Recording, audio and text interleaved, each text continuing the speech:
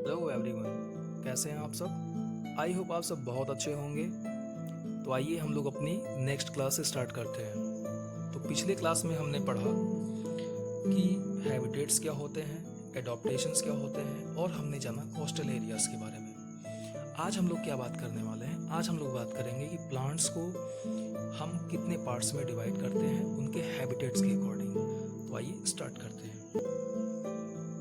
First, plants को हम उनके हैबिटेट के अकॉर्डिंग दो पार्ट्स में डिवाइड करते हैं, एक terrestrial plant and then second aquatic और water plant.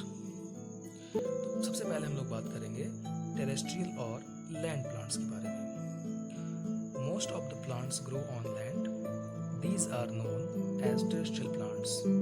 On the basis of their occurrence, terrestrial plants can further be classified as follow. जैसा कि आप जानते हैं कि अधिकतर जो प्लांट होते हैं वो लैंड पे ग्रो करते हैं, लेकिन लैंड पे भी जो प्लांट ग्रो करते हैं, क्या वो सभी प्लांट एक जैसे होते हैं? नहीं, वो सभी प्लांट जो है अलग अलग होते हैं। ऐसा क्यों होता है? क्योंकि हमारा जो लैंड है वो लैंड कई पार्ट्स में डिवाइड होता है। जैसे कहीं पे प्लेन सरफेस होता है, कहीं पे लो माउंटेन्स होते हैं, कहीं पे हाई माउंटेन्स होते हैं। तो जैसे जैसे प्लेस होता है उसी के अकॉर्डिंग वो प्लांट्स का स्ट्रक्चर, उनका फिजिकल फीचर सभी अलग अलग होते हैं। तो आइए बात करते हैं। सबसे पहले हम लोग बात करेंगे प्लांट्स ऑफ हाईली और माउंटेन रीजन। जो प्लांट हाईली और माउंटेन रीजन पे ग्रो करते हैं, these plants have the following features. इन प्लांट्स के पास कुछ फॉलोइंग फीचर्स होते हैं। These are generally tall and thin. ये क्या होता है, अधिकतर टॉल होते हैं और थिन होते हैं, मतलब लंबे और पतले होते हैं। This feature helps them in trapping the sunlight. ऐसा होने की वजह से ये सनलाइट को बहुत ही आसानी से ट्रैप कर पाते हैं। यहाँ पे देखिए दो लाइन आपस में ज्वाइन हो गई है, but I am trying to define it. These trees are generally cone shaped. ये जो ट्रीज होती हैं, इनकी जो पत्तियां होती हैं, सॉरी ये जो ट्रीज होती है ना, ये कोन शेप में होती है विथ स्लोपिंग ब्रांचेस। और इनके जो ब्रांचेस होते हैं वो स्लोपिंग होते हैं। It helps snow to slide off easily. इसकी वजह से क्या होता है, इनका जो शेप कोन शेप में होता है और इनकी ब्रांचेस जो है कोन शेप में होती हैं, तो इससे क्या हेल्प होती है कि जब स्नोफॉल होती है तो वो स्नो इनके ब्रांचेस पे रुकती नहीं है, वहां से स्लाइड डाउन हो जाती है।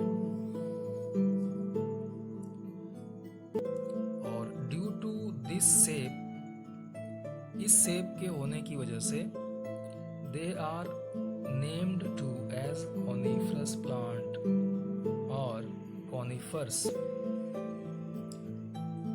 इनका जो कोन शेप होने की वजह से इनको हम कॉनिफर्स प्लांट बोलते हैं या कॉनिफरस प्लांट बोलते हैं, ठीक है। और इनकी क्या खास बात होती है, the leaves of such plants are needle like. इन प्लांट्स की जो लीव्स होती है ना, वो नीडल मतलब होता है सुई जैसी होती है। Their shape helps leaves to face cold and snow. और इनका शेप और साइज ऐसा होता है कि अधिक से अधिक कोल्ड और स्नो जो है उसको ये बर्दाश्त कर पाते हैं, सहन कर पाते हैं। They do not have flowers. इनके पास फ्लावर्स नहीं होते हैं। फ्लावर्स नहीं होते हैं तो फिर फ्लावर्स नहीं होते तो फ्रूट कैसे आएंगे? और जब फ्रूट नहीं आएंगे तो उसमें सीड कहाँ से बनेंगे? ये तो बहुत बड़ा क्वेश्चन है आपके होता है कि अगर फ्रूट ही नहीं होगा तो उसमें जो है सीड ही नहीं बनेंगे, तो जब सीड नहीं बनेंगे तो नया प्लांट्स कैसे बनेगा फिर?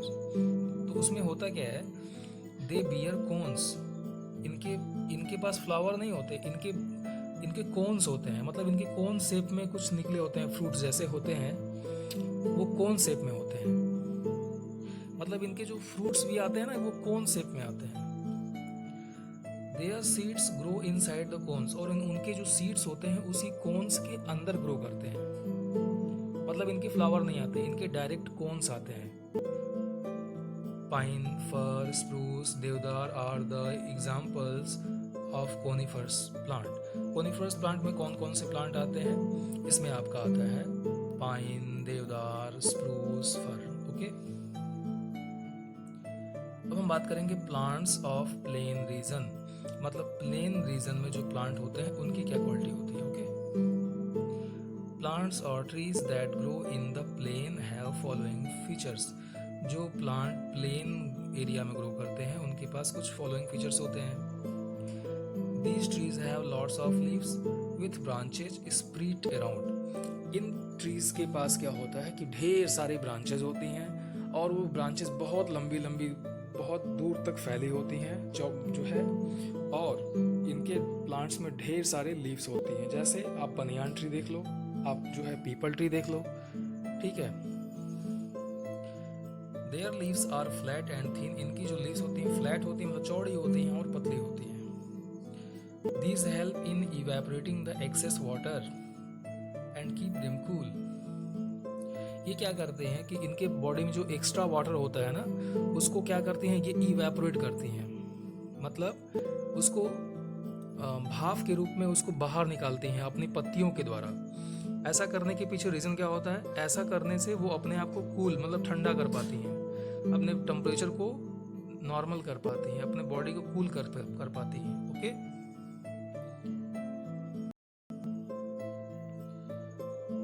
These plants or trees shed their leaves mostly in winter। ऐसे प्लांट्स की जो लीव्स होती हैं अपनी पत्तियां जो है सेड मतलब होता है पत्तियां गिरा देना, ये अपनी पत्तियां गिरा देती हैं। किस मंथ में? किस मोस्टली इन विंटर। विंटर मतलब जो ठंडी वाली सीजन होती है उसमें ये अपनी लीव्स को गिरा देती है। बट व्हेन स्प्रिंग कम्स, जब स्प्रिंग सीजन आता है, the new leaves grow again, तो उसमें नई लीव्स वापस आ जाती हैं। अब यहाँ से क्वेश्चन ये बना कि बताओ जो प्लेन एरिया के प्लांट होते हैं वो किस सीजन में अपनी जो है लीव्स है उसको गिरा देते हैं, सेट करते हैं? तो विंटर सीजन में। आप बताओ कि किस सीजन में उन प्लांट्स में वापस नए ट्रीज आते हैं, उन प्लांट्स में वापस नए लीव्स आते हैं? तो स्प्रिंग सीजन में। ऐसे प्लांट्स में कौन कौन से प्लांट्स आते हैं? इसमें आता है पीपल, शीशम, नीम, मलबरी, ठीक है। ये कुछ एग्जाम्पल हैं ऐसे प्लांट्स जो प्लेन एरिया में ग्रो करते हैं। अब इन प्लांट्स को आप देखो, इन्हें बहुत ध्यान से देखो, ये क्या है, ऊपर जाके चौड़े हो जाते हैं, है ना, फैले हुए हैं ये देखो। और अभी उसके पहले आपने हाईली एरियाज में जो प्लांट पड़े थे उसे देखा आपने, वो ऐसे कोन शेप में थे, ठीक, और ये ऐसे इस शेप में है, ठीक है। तो ये थोड़ा सा कुछ अंतर होता है, दोनों में डिफरेंस होता है। ओके, जो नेक्स्ट टॉपिक है हम लोग का प्लांट्स ऑफ कोस्टल एरिया, इसके बारे में हम लोग नेक्स्ट क्लास में बात करेंगे। एक चीज़ मैं आपसे और कहना चाहूँगा, हमारे क्लास में कुछ ही बच्चे जैसे कि आराध्या सोनी, ईशा गुप्ता, जिज्ञासा, कुछ ही ऐसे गिने चुने बच्चे जो है अपना वर्क कंप्लीट कर रहे हैं, रिप्लाई कर रहे हैं और क्लास में प्रेजेंट हैं। बाकी बच्चों से भी मैं रिक्वेस्ट करूँगा और आपके पेरेंट्स से मैं रिक्वेस्ट करूँगा कि आप अपने क्लास में टाइम से उपस्थित रहें, अपना वर्क कंप्लीट करें। Thank you.